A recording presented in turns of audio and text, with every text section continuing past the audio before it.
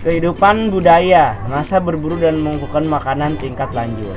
Selama tinggal di gua, mereka bisa melukiskan sesuatu di dinding gua. Lukisan yang mereka tinggalkan menggambarkan suatu pengalaman, perjuangan, dan harapan hidup. Lukisan-lukisan tersebut dibuat dengan cara menggores dinding atau dengan memberi warna merah, hitam, dan putih. Bentuknya bermacam-macam, meliputi gambar tangan, binatang, atau bentuk lainnya. Lukisan dinding gua juga menandakan mulai berkembangnya kepercayaan manusia pada masa itu. Misalnya lukisan cap tangan berwarna merah mengandung arti kekuatan pelindung untuk mencegah roh jahat, dan cap-cap tangan yang jari-jarinya tidak lengkap dianggap sebagai tanda berkabung. Nah, itu kehidupan budayanya ya sahabat. Nah, bagaimana? Kita lanjut lagi. Nah, pada masa ini kemampuan manusia membuat alat-alat atau perkakas mengalami kemajuan yang cukup pesat pula. Alat-alat batu yang dibuat bentuknya lebih halus daripada masa sebelumnya. Alat-alat tersebut antara lain sebagai berikut. Apa saja sih alat-alatnya? Ada kapak Sumatera, yaitu batu berakal yang dibelah tengah sehingga satu sisinya cembung halus dan sisi lainnya kasar. Kemudian ada juga alat tulang sampung, yaitu alat yang terbuat dari tulang dan tanduk digunakan sebagai penggali umbi-umbian.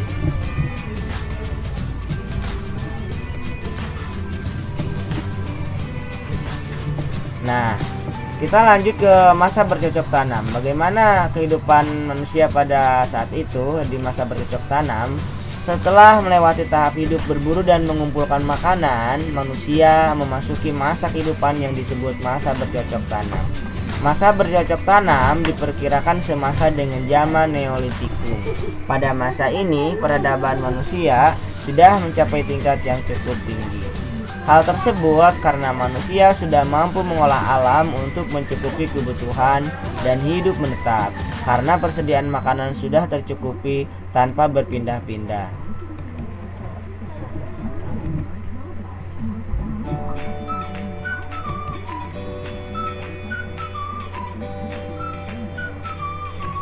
Bagaimana kehidupan ekonomi ketika masa bercocok tanam? Pada masa bercocok tanam, manusia sudah tidak lagi sepenuhnya bergantung pada alam.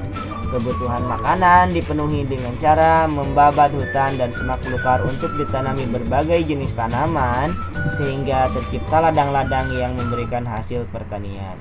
Selain bercocok tanam, mereka juga mengembangbiakan binatang ternak seperti ayam, kerbau, dan hewan ternak lainnya. Meskipun sudah bercocok tanam dan memelihara hewan ternak, namun kegiatan berburu dan mengumpulkan hasil hutan juga masih tetap dilakukan.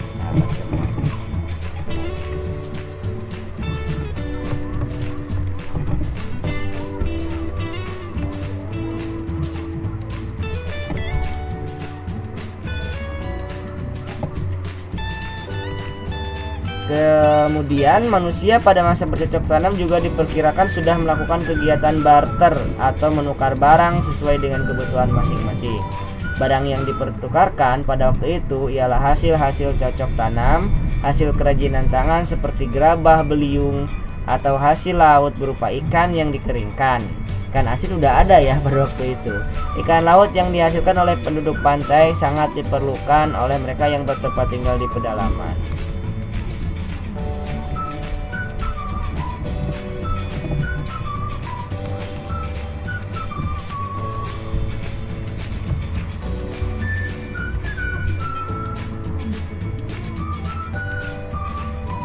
Kehidupan sosial ketika masa bercocok tanam. Hidup menetap pada masa bercocok tanam memberi kesempatan bagi manusia untuk menata kehidupan secara teratur. Mereka mulai berkelompok dan berbentuk masyarakat perkampungan. Perkampungan pada masa bercocok tanam terdiri atas tempat tinggal sederhana yang didiami oleh beberapa keluarga dan dipimpin oleh kepala kampung. Biasanya kedudukan sebagai kepala kampung dijabat oleh orang yang paling tua dan berwibawa. Kepala kampung merupakan tokoh yang disegani, kemudian dihormati dan ditaati oleh penduduk kampung yang dipimpinnya. Kegiatan-kegiatan dalam kehidupan perkampungan yang bertujuan untuk mencukupi kebutuhan bersama mulai diatur dan dibagi antar anggota masyarakat. Kegiatan yang banyak menghabiskan tenaga seperti membabat hutan, menyiapkan ladang untuk ditanami, membangun rumah atau membuat perahu dilakukan oleh laki-laki.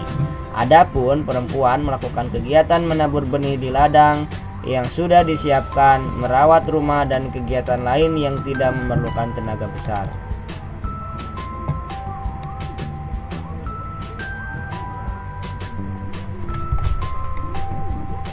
Kehidupan budaya pada masa bercocok tanam. Pada masa bercocok tanam, manusia semakin mahir membuat berbagai alat-alat atau perkakas. Alat-alat yang dihasilkan sudah lebih halus dan fungsinya beraneka ragam. Alat-alat tersebut antara lain adalah sebagai berikut. Pertama, kapak persegi digunakan mengerjakan kayu, menggarap tanah, dan alat upacara keagamaan. Kedua, sementara itu ada kapak lonjong, digunakan sebagai cangkul untuk menggarap tanah dan sebagai kapak biasa. Ketiga, gerabah digunakan sebagai wadah untuk menampung makanan. Keempat, ada alat pemukul kulit kayu digunakan untuk memukul-mukul kulit kayu hingga halus. Kemudian kelima, perhiasan berupa gelang dari batu dan kulit kering.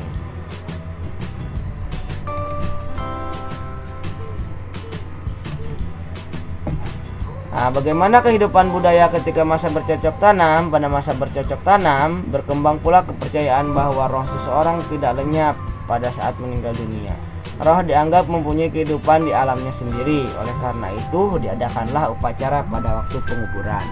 Orang yang meninggal dibekali bermacam-macam barang keperluan sehari-hari seperti perhiasan dan periuk yang dikubur bersama tubuhnya. Hal tersebut maksudnya agar perjalanan orang yang meninggal menuju alam arwah dan di kehidupan selanjutnya terjamin dengan baik. Oleh karena itu, pada masa ini mulai berkembang pula tradisi pendirian bangunan-bangunan megalitik, bangunan besar dari batu. Tradisi ini didasari atas kepercayaan akan adanya hubungan antara yang hidup dan yang mati. Kepercayaan itu terutama pada akan adanya pengaruh kuat dari orang yang telah meninggal terhadap kesejahteraan masyarakat dan kesuburan tanah. Jasad seorang kerabat yang telah meninggal di dunia diabadikan dengan mendirikan bangunan batu besar. Bangunan ini kemudian menjadi media penghormatan, tempat singgah, dan menjadi lambang bagi orang yang meninggal tersebut. Nah, sekarang ke masa perundagian. Masa perundagian merupakan akhir masa praksara di Indonesia. Kata perundagian berasal dari bahasa Bali undagi yang artinya adalah ahli. Lebih jauh maknanya mengacu pada seseorang, kelompok orang, atau golongan orang yang mempunyai kepandaian atau keterampilan jenis usaha tertentu. Misalnya ahli pembuat gerabah, pembuatan perhiasan, atau pembuatan sampah. Masa perundagian diperkirakan semasa dengan zaman perunggu. Pada masa ini peradaban manusia sudah maju tingkatnya. Teknologi pembuatan alat-alat atau perkakas jauh lebih tinggi dibanding dengan masa sebelumnya.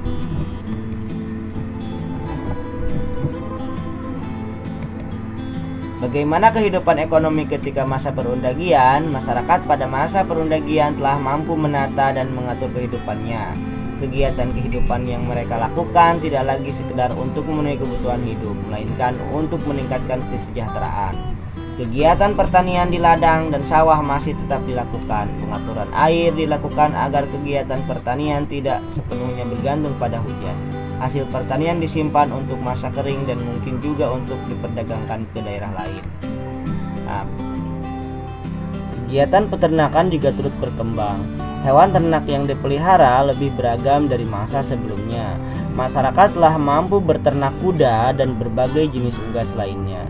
Munculnya golongan masyarakat yang memiliki keterampilan khusus menyebabkan teknologi berkembang pesat. Seiring kemajuan yang dicapai, terjadi peningkatan kegiatan perdagangan pula, meskipun masih bersifat barter atau tukar-menukar barang.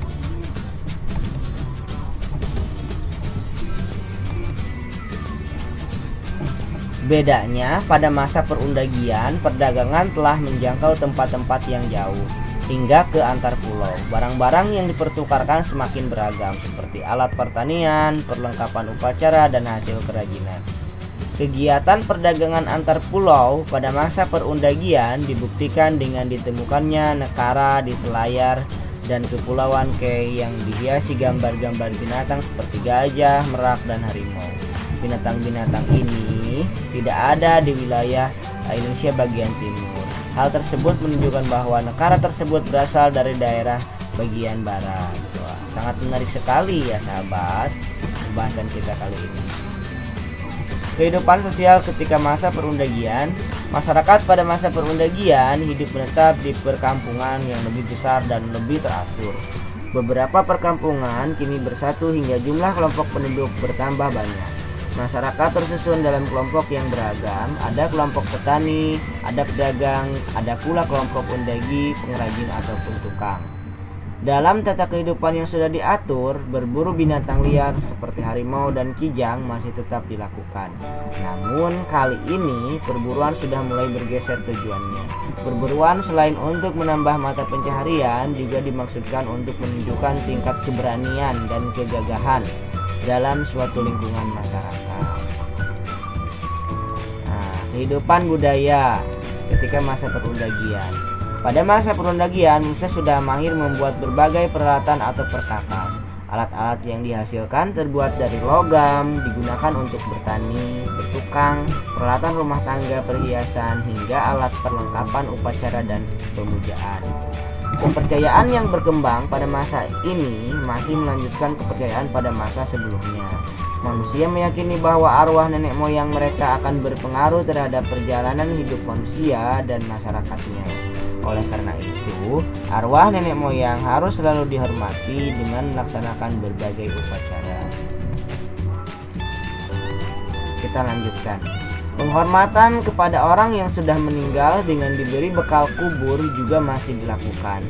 Apalagi jika orang yang meninggal adalah orang yang terpandang atau mempunyai kedudukan dalam masyarakat. Pada masa ini, berbagai binatang seni seperti seni lukis, seni ukir ataupun pahat, seni patung, dan seni bangunan atau arsitektur mengalami perkembangan. Hal yang menunjukkan perkembangan ini diantaranya adalah meningkatnya pemahatan arca dan pendirian bangunan batu untuk pemujaan. Sahabat semuanya, terima kasih sekali sudah mengikuti kelas ilmu pengetahuan bersama Kakak Pangki Restu. Jangan lupa klik like dan subscribe agar channel ini lebih berkembang. Terima kasih sahabat semuanya. Sampai jumpa di video selanjutnya. Oke.